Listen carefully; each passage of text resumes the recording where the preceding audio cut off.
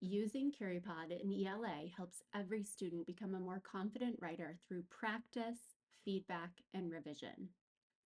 Today we'll explore a grammar lesson in Curipod. When I create a lesson, Curipod automatically generates activities aligned to my state standards. Since I'm in Texas, Curipod creates a lesson aligned to the TEKS. I'm going to choose Take a Stand Grammar because it gives students an engaging way to practice important writing skills.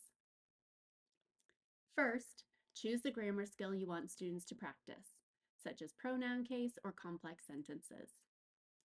In seconds, Curipod creates a ready-to-run lesson with a variety of interactive activities designed to help students understand, practice, and apply the skill.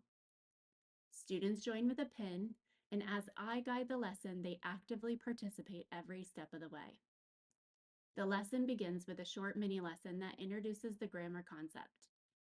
Students then complete a quick check for understanding so I can immediately see who is grasping the skill and who may need additional support.